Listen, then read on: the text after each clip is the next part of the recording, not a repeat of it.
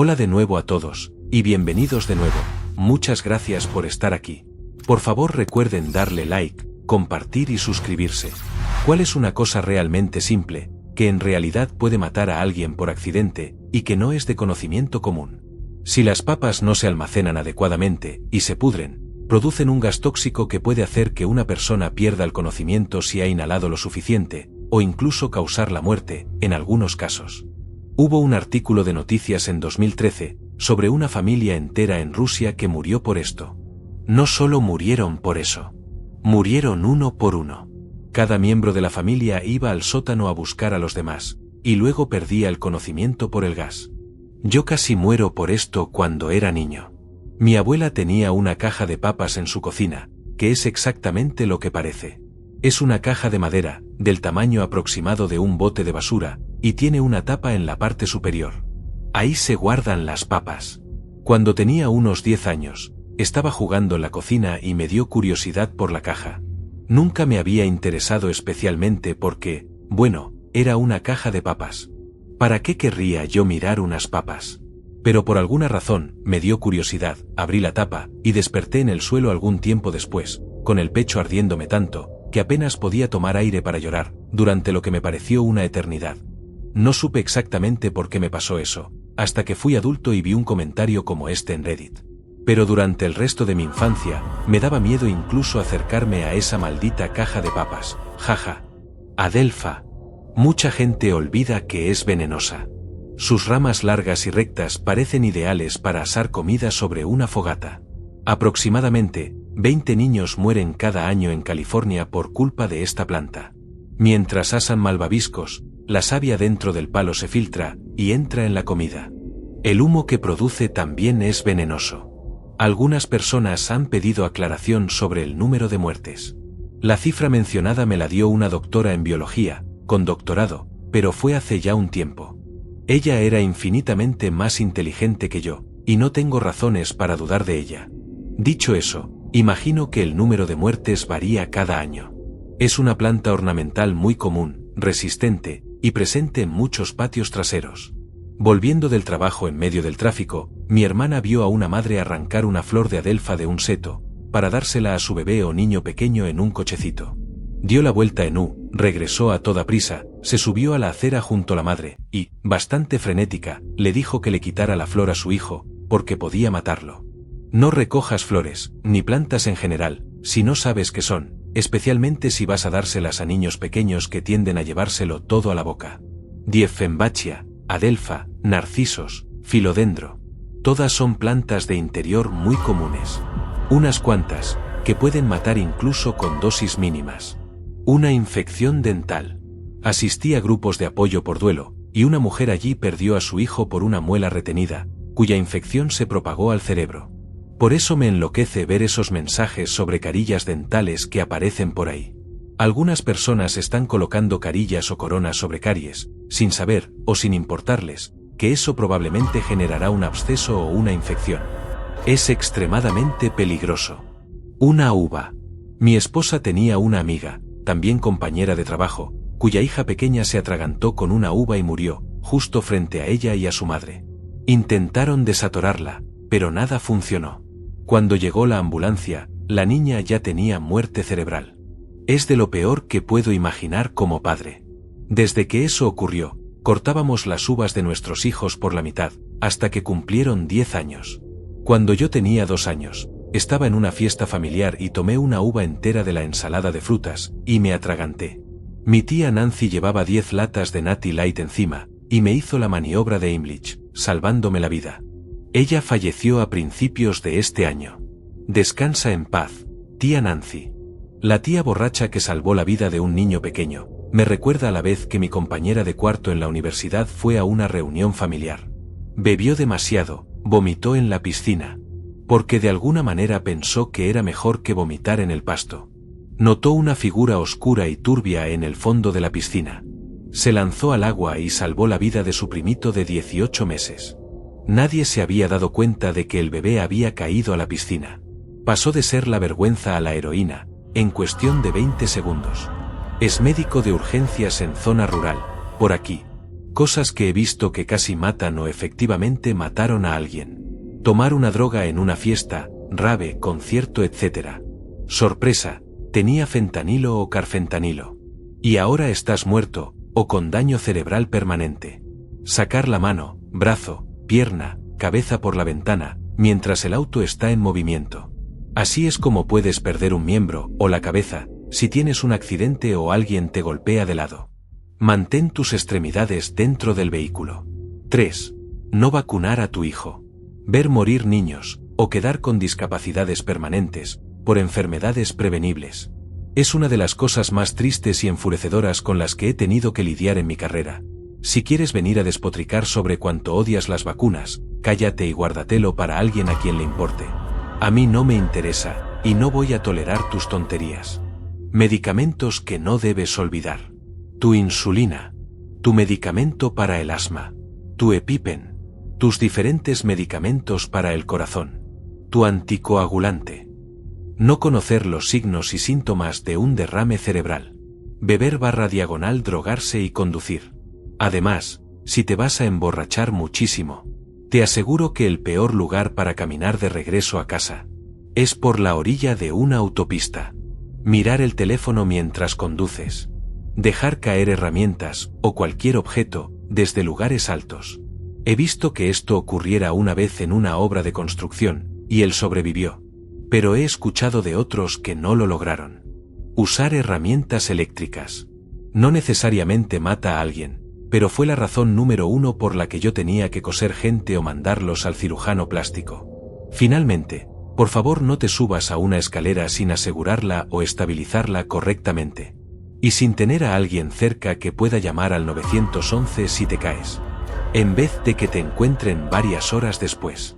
La gente no se da cuenta de que muchas personas que mueren en incendios domésticos, mueren mientras duermen. El fuego es demasiado pequeño para despertarlos solo por el calor, o está más lejos. Pero aún así libera dióxido de carbono y monóxido de carbono, junto con un montón de gases tóxicos más, al aire. Simplemente estás durmiendo, respirando ese gas. Lo que te hace sentir aún más cansado, y eventualmente completamente inconsciente, luego, muerto. Gracias por los votos positivos.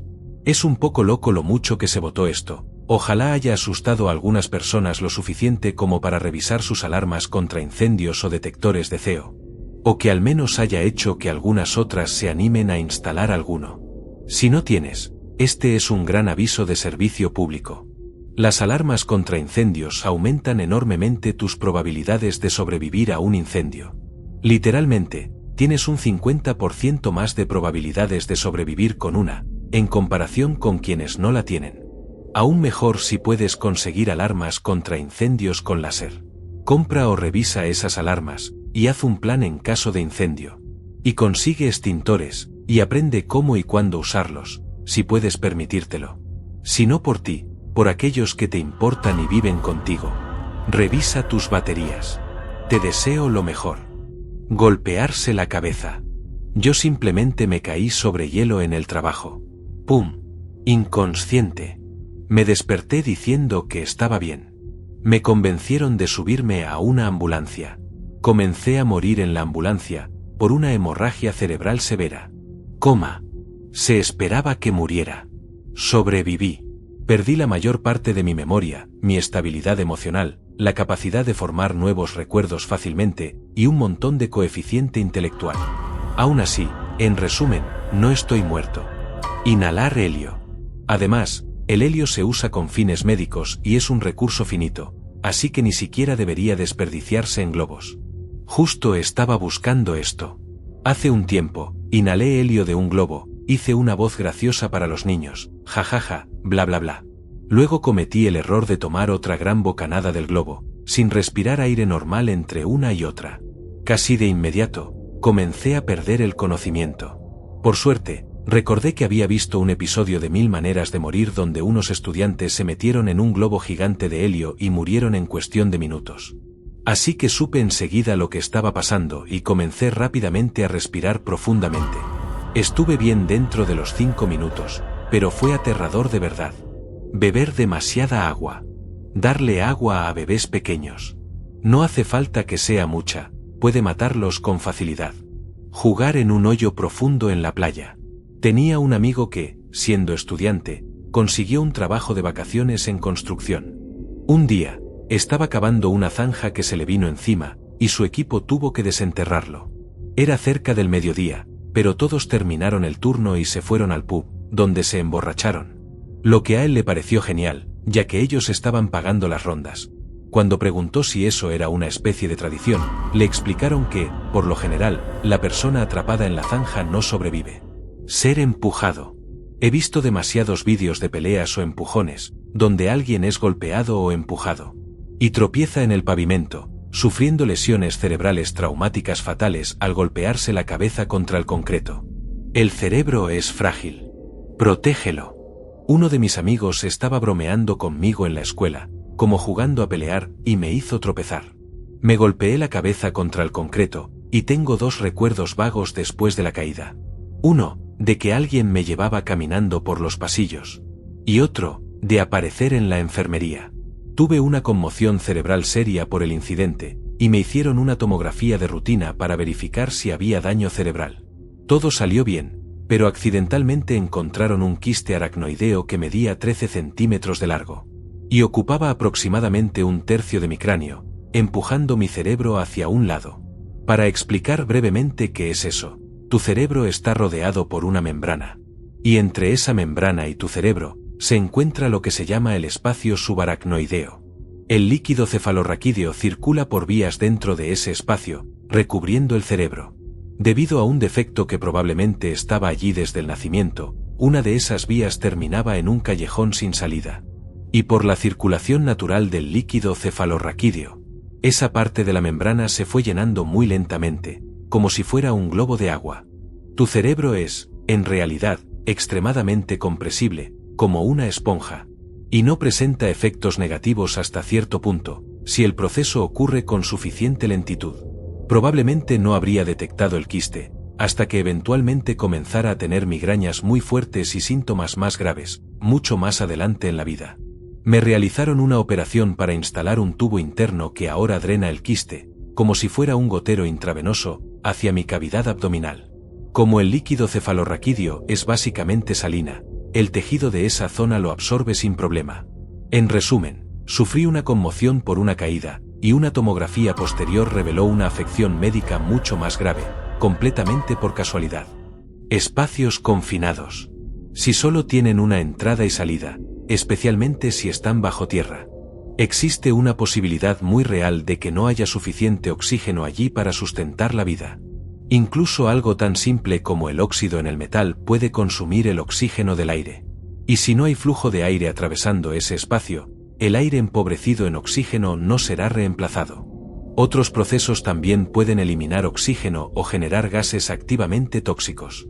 Este tipo de situaciones suele matar a más de una persona, ya que la primera que encuentra a la víctima entra a rescatarla y se convierte en la segunda víctima. Además, para entender por completo lo peligroso que es esto, hay que saber que tu cuerpo no te avisa cuando te estás asfixiando en un ambiente con poco oxígeno. No es como si sintieras que te estás ahogando o que no puedes respirar. Respirar se siente normal. Solo empiezas a marearte, y unos segundos después pierdes el conocimiento. La sensación de asfixia, como cuando contienes la respiración, proviene de la acumulación de CO en los pulmones. Pero si puedes exhalar ese CO, te sentirás bien, incluso si no estás inhalando nada de oxígeno. Las hidrolavadoras de alta presión pueden ser bastante letales. Lo confirmo, las hidrolavadoras son peligrosas. Una vez, la mía arrancó una capa de la suela de mi sandalia cuando, por accidente, me apunté al pie, y me ardió durante todo el día. Y no es que fuera una hidrolavadora súper ultra poderosa. Para añadir a este hilo, usar sandalias mientras se usa una hidrolavadora es inseguro. Si ves a alguien en el suelo que ha sufrido un accidente, no lo muevas a menos que sea absolutamente necesario. Podría tener una lesión en la columna. Esto es especialmente importante con los motociclistas. No les quites el casco. Ese casco podría ser lo único que mantiene unido su cráneo en ese momento. Si se lo quitas, podría morir. Y por el amor de Dios, Si ves a alguien sangrando profusamente y no puedes detener la hemorragia, usa un torniquete. Pero tampoco retires ese torniquete, a menos que seas un profesional médico con licencia. Y anota la hora. No es absolutamente crítico que anotes la hora, pero permite a los doctores saber cuánto tiempo ha estado puesto el torniquete. Y si necesitarán aplicar procedimientos especiales para filtrar la sangre antes de soltarlo. Una vez hice aceite de oliva infusionado con ajo. Lo dejé fuera, porque así es como siempre lo veía en las cocinas de otras personas. Lo usé unas semanas después. Botulismo. Estuve fuera de combate durante 4 días completos, retorciéndome del dolor, sin nada más que expulsar. Resulta que pude haber muerto. Conservar cualquier cosa en un ambiente de baja acidez es una receta segura para el botulismo. Esas malditas esporas son tan resistentes, que incluso hervir ajo en aceite sobre la estufa no basta para destruirlas. Cada vez que quiero aceite de ajo, lo hago en el momento, y lo consumo ese mismo día.